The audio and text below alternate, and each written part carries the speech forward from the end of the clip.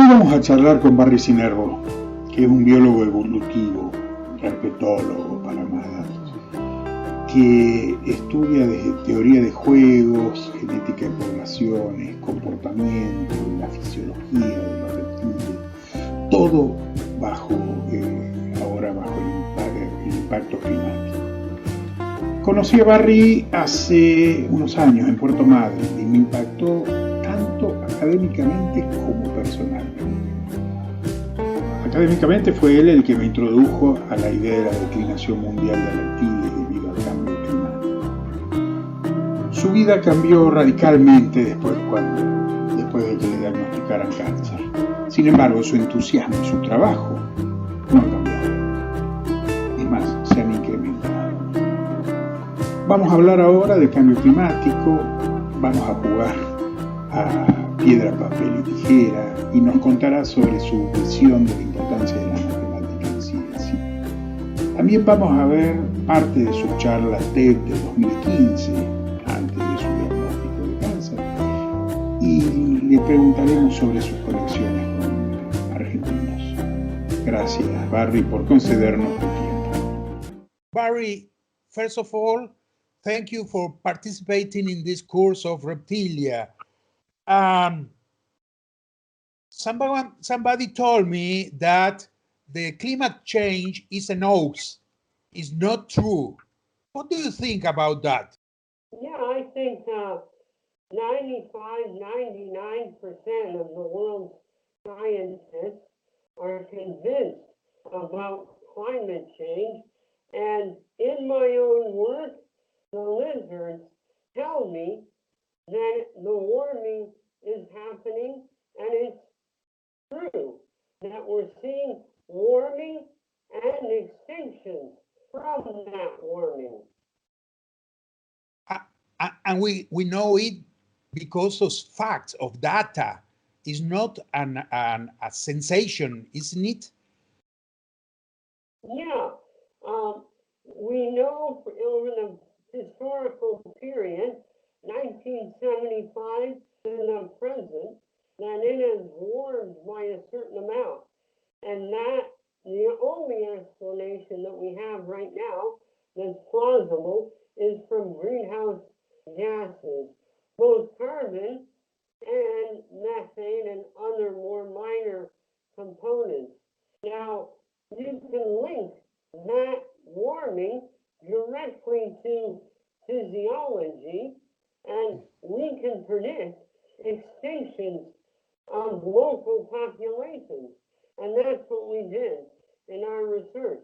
So I am totally convinced that the data and the predictions are true.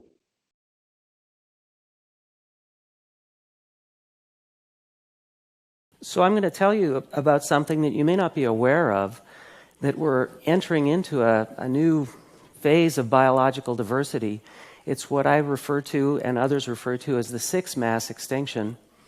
Now, I'm a biologist and a mathematician, and I work on lizards, so I'm going to try to get you into the skin of a lizard really simply so you can understand why it's so easy for us to see this pattern with lizards. And so you can imagine that a lizard is just a perfect thermometer. Here it's flattened out on the rock, and it's really trying to get warm. But if it gets too warm, it's going to crawl under that rock. And the problem for the lizards is that if they have to crawl under that rock for very long, they're going to go extinct. As in, every day they have to crawl under the rock for about 4 hours. Past certain limits, they're just going to go extinct. And I'm going to tell you this story. Now, what if I tell you that not just lizards, but all of the world's biodiversity is at stake? And what if I tell you that everybody in this room, everybody on the planet is responsible, and we're responsible for the solution? 97% of the climate scientists are in agreement about climate change happening.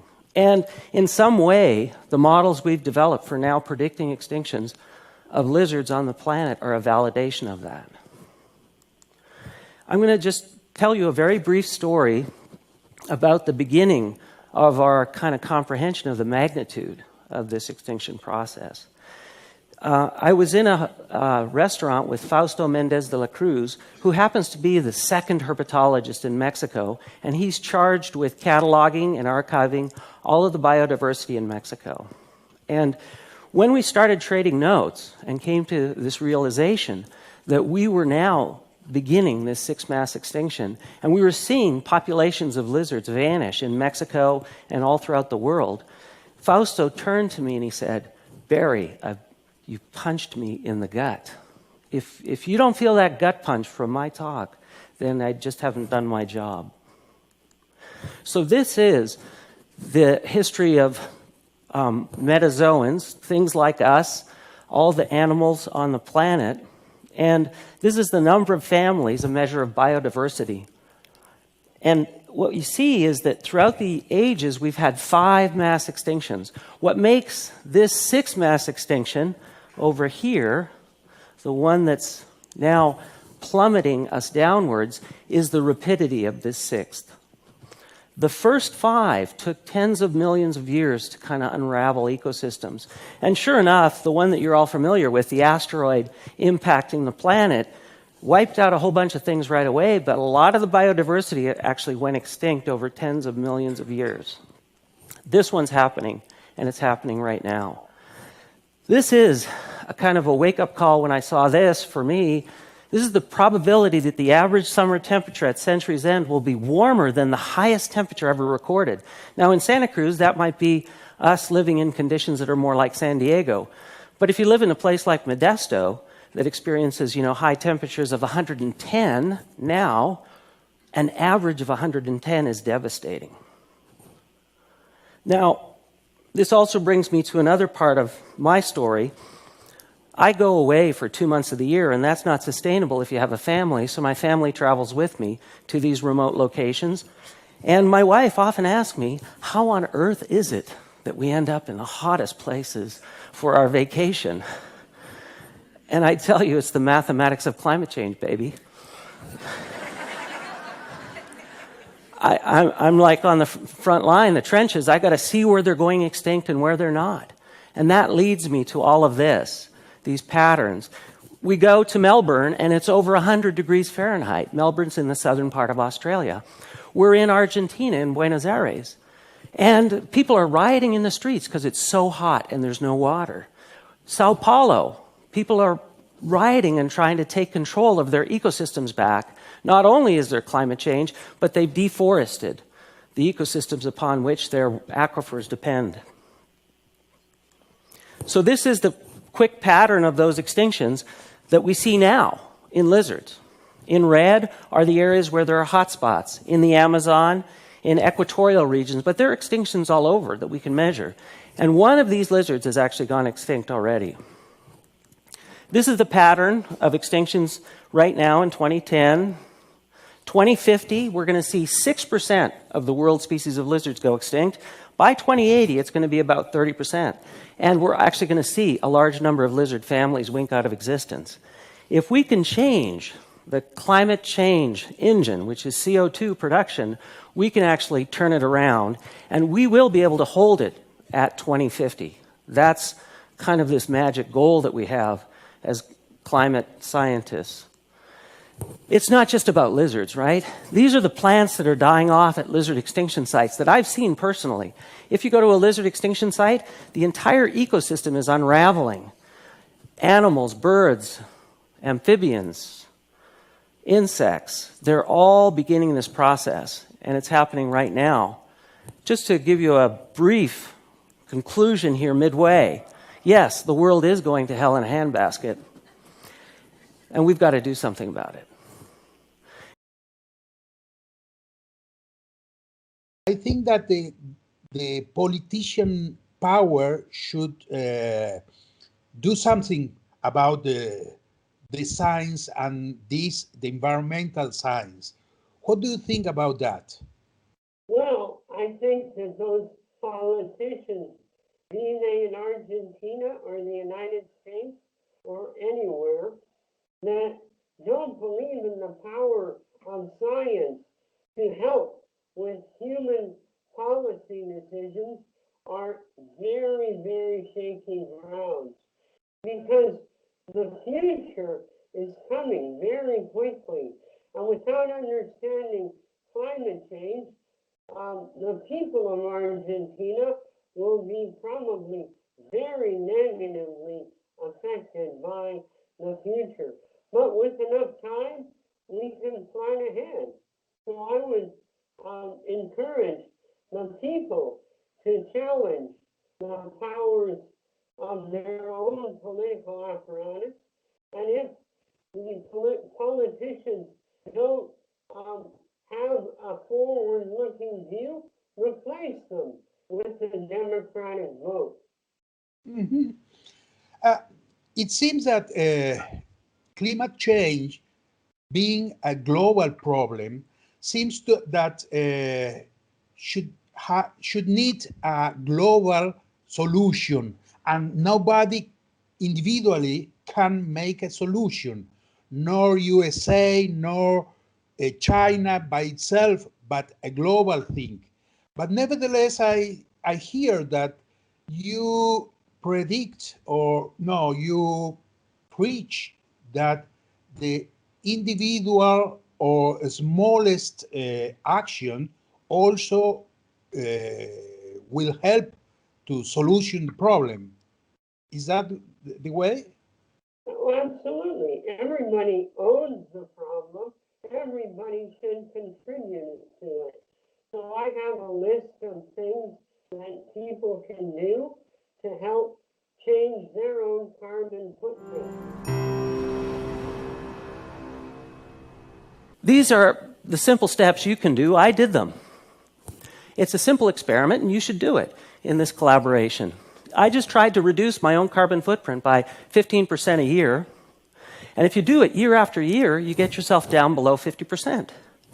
Grow your own backyard produce. 85% of the energy is the food. In this food is oil that we burn to move it to market.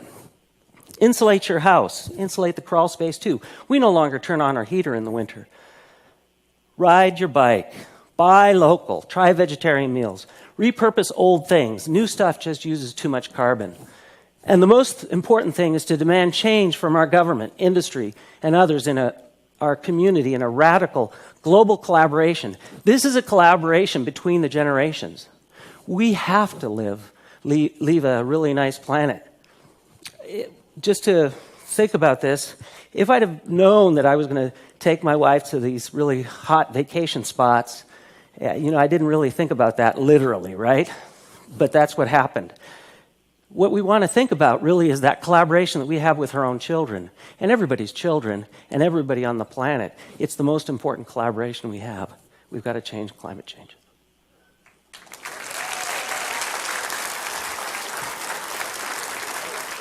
But many people are also selfish, and they won't change unless it's mandated.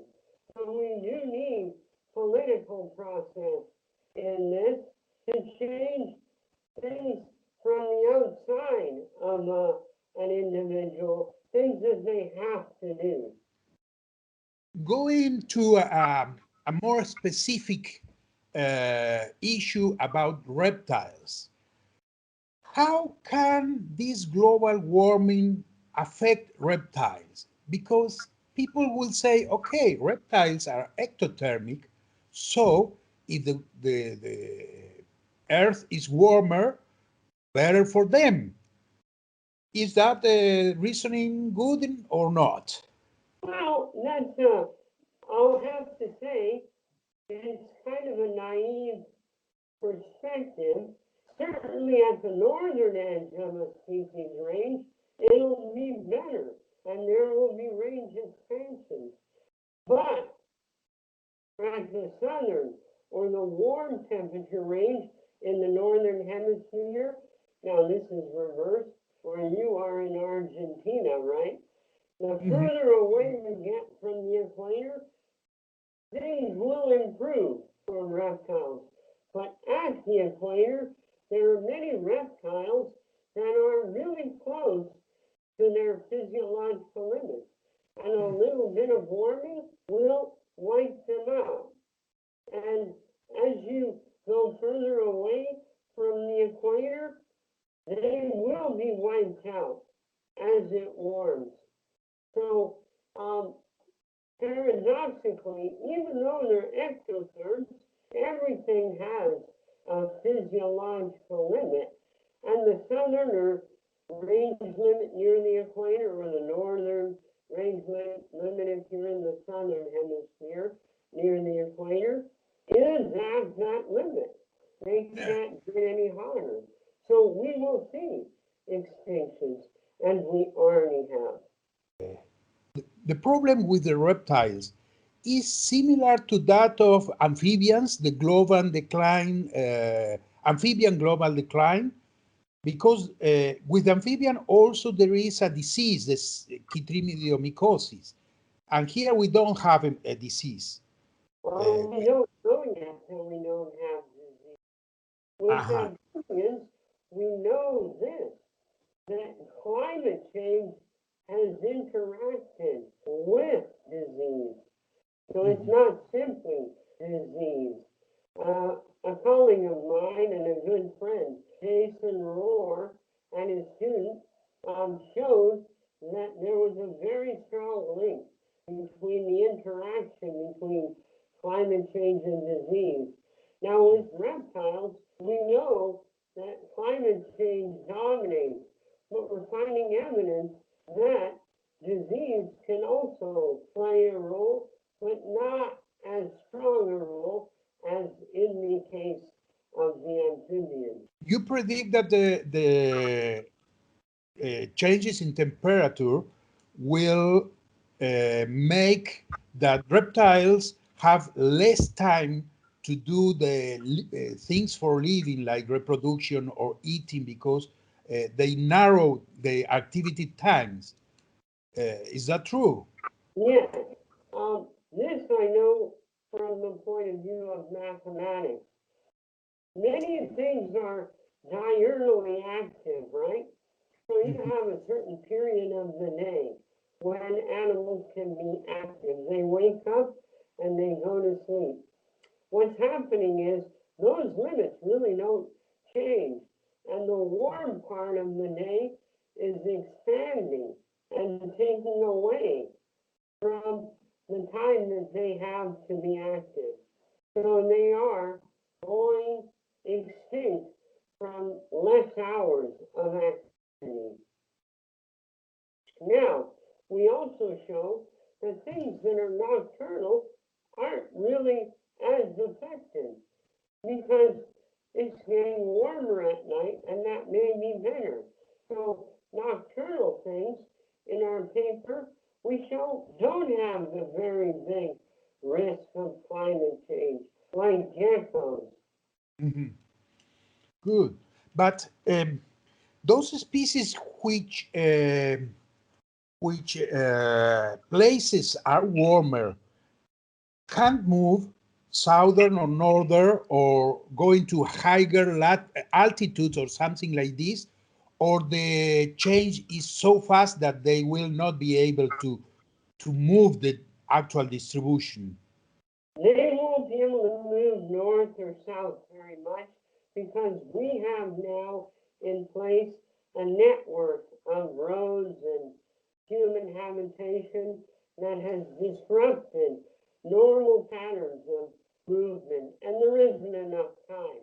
Now, going from lower elevations to higher is more possible, but we also show in our paper that the high elevation species are being invaded by low elevation species. So they will go extinct because of the movement of more warm inhabited types, making the problem even worse. Yeah, to the point where they are now stuck on a mountaintop and then they're wiped out when the warm inhabited species wipes them out. That's happening now. In our science paper, we showed that 7 of 8 extinctions that we couldn't explain in Mexico from physiology changing were due to the invasion of a warm inhabited competitor. 16 extinctions we could explain from physiology alone. So you can see, we can explain most of the extinctions we saw from the point of both physiology and competition. Good. And Barry, tell me, are we, with the amphibians, for example, is paradigmatic the case of the golden frogs of Costa Rica that became extinct. What about reptiles? Are we know about real extinction, or is just a presumption of extinction? You have studied a lot of populations all over the world, I know. Yeah, so we are near the limit for some species in Mexico.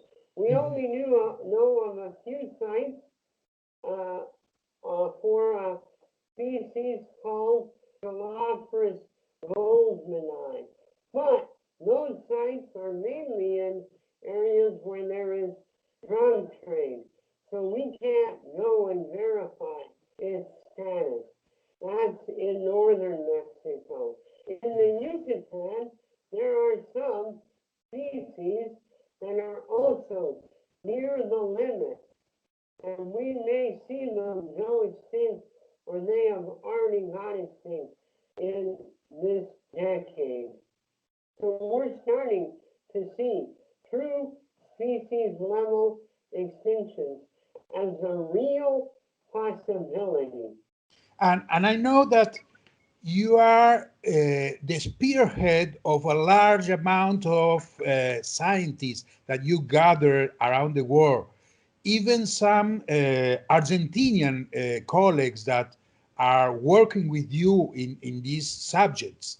Could you tell us who is working with you from Argentina? There are many. One of the groups is led by Nora Ibargoyen Goyatia. Nora Ibargoyen. Yeah, and then another group, these were both groups on the original paper, is Luciano Aviles and Mariana Mirando in Puerto Madryn. And they Good. have other colleagues around Argentina that they're collaborating with as well. So we have many groups in Argentina working on this global collaboration. And you are gathering data from all over the world, isn't it? Yes. Are you? All continents that you have reptiles, not on Antarctica, but now we are working all over Eurasia, China, Europe, Africa, Australia, all throughout Indonesia and India, North and South America, and even throughout Central America. I have the honor to meet Eric Pianka in Austin 2 years ago, and he impressed me. From him, I learned what important are the database to know what is changing, because do we know how are the populations before climate change? Have we enough data to make an evaluation if they are going better or worse? Let me give you an example from Eric Pianka's own work. He published 3 papers on African ecosystems, North American desert ecosystems, and Australian ecosystems. And with Ray Huey, they did a lot of work in South Africa and Namibia and Botswana. We have resurveyed many of Eric's and Ray Huey's sites in South Africa, and we predicted a lizard, Meroles suborbitalis, should be extinct. And if you go look at my Twitter account, we now know that it is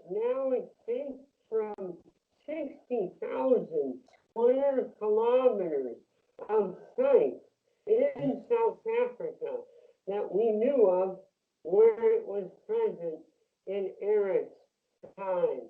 So yeah, we have enough data to know that lizards are going extinct.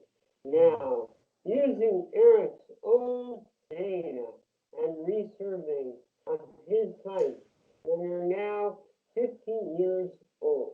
Sadly, Eric data is something rare around the world. In Argentina, we have no information about the size of populations or the ecology. We need that more students gather such data. Yeah. I relied in our science paper on Luciano and Mariana's surveys that were not yet published. I didn't publish any of their data, but they had 7,000 sites where they had surveyed many species, and that data was invaluable. And Nora had many similar sites, and many of the data in the South America were from people that had worked for years and had not yet published all that. So that is critical work that we need to do together. New surveys and surveys of all those old sites. You also know, because your theory of game theory applied to reptiles with rock, scissors, and paper game with reproductive modes. I view some documentary in the internet that explain quite well the rock, scissors, and paper game for reptiles with Utah stansburiana is Stansburiana, yeah. Stansburiana. We were the first to discover the rock, paper, scissors game in nature, in the lizard Una stansburiana. And it's very...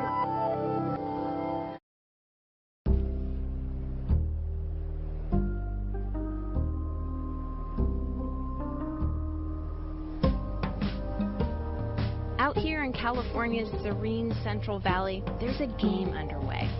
One animal is locked in a perpetual, unwinnable cycle of rock, paper, scissors. A three-way competition that's been raging for millennia. Meet the side-blotched lizard, named for that patch of dark color on its side. These lizards are all one species, but they have three different colors. You see it on their throats. Some are more orange, others more blue or yellow. Each male lizard has a different trick for getting a mate that corresponds to their color. Orange, these guys are the brutes, the meatheads. Bigger, stronger. They set up territories with lots of females and defend them aggressively. Yellow, these guys are sneaky. They don't try to hold territories. Instead, they hide and then dart in as often as they can for a chance to mate with an unguarded female. Blues have a whole other strategy. They're monogamous. They put all their focus on just one female. Researchers at UC Santa Cruz figured out the game. So here's how it plays out, the rock, paper, scissors part. Orange beats blue. They're bigger and more aggressive. Yellow beats orange because oranges can't keep track of all those females. It's easy for yellows to sneak by them. Blue beats yellows because blues are vigilant. Yellows can't fool them. And while we're on these blues, because they're monogamous, they aren't competitive with other blues. They cooperate with each other, make friends. They even warn their blue neighbors when intruders are nearby. See those little push-ups? In fact, they've been known to risk their own lives for other blues. It's called altruism. Even Darwin didn't imagine this could happen. Anyway, you might think that over time, one color would prevail. Like those altruistic blues would win. The whole species would gradually become blue. But with these guys, it doesn't happen. Each color is kept in check by one of the other colors. And if one of the colors starts to fall behind, the females bring it back in line, because they tend to prefer whatever color male is most rare that season. So if blues are getting the upper hand, females go for yellows or oranges. If the females were to have a change of heart and stop going for the underdog, well, then one color might win out, another might disappear entirely. In other words, the species would evolve, change. But for the last 15 million years, that hasn't happened.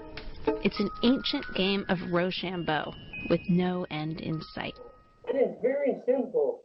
Rock is a very aggressive orange male, and they're all color-coded. So that strategy beats scissors.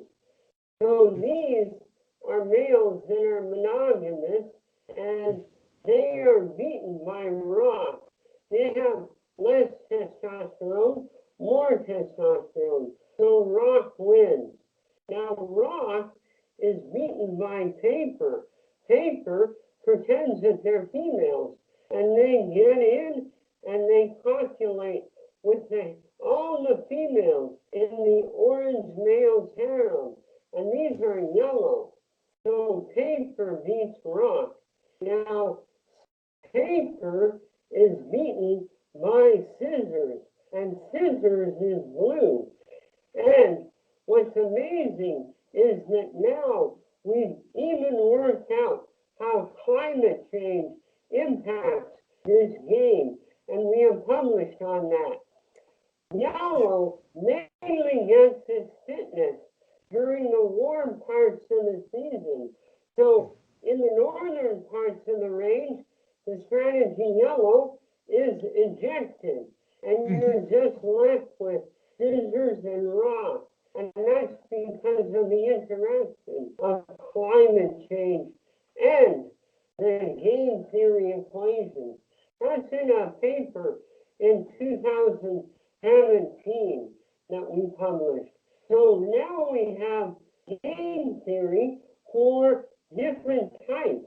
But the lizards, rock, paper, and scissors are like different species. So now we have universal equations like the Volterra equations that even describe different species interactions. So that game is a very useful one for understanding even ecosystem level dynamics. And those are the papers I am writing right now. And really, that idea applies not only for colors and reproduction, but in several other characteristics of animals that make better fits. Yeah. If you buy my book, Evolution, the Theory of Games, Evolutionary Game Theory in Natural, Virtual, and Social Worlds, I write about a case in which you have aposomatic salamanders, Bayesian mimics. Aposomatic are toxic. Bayesian mimics are harmless, but they signal that they're toxic. And then cryptic salamanders, that game with predators turns out to be rock, paper, scissors. And the whole world is made up of rock, paper, scissors. How can it can get to an equilibrium? Because if one have a slight advantage over the other, it seems that the evolution goes to favor just only one, and the other two will disappear. But here there is an equilibrium. Yeah, that's it will happen. That's the true nature of the rock, paper, scissors. So it constantly cycles. So the cycle is equilibrium. So it's a dynamic equilibrium that is changing all the time. It's not a static equilibrium. Oh. A question that I didn't make before. The reptile decline when we began to notice about that? In the 90s, the 80s?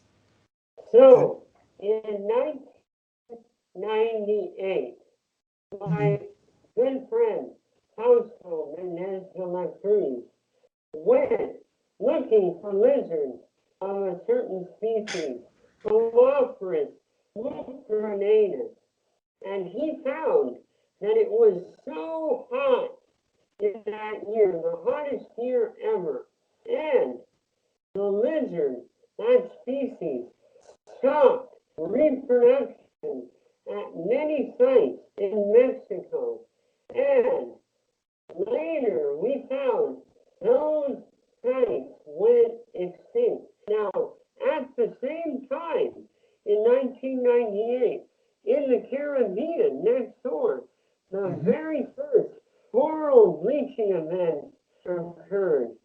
And that was because of a collision between the effects of the Enzo, the El Nino, and the North Atlantic Oscillation led to an extreme warm spell that began to precipitate the extinctions.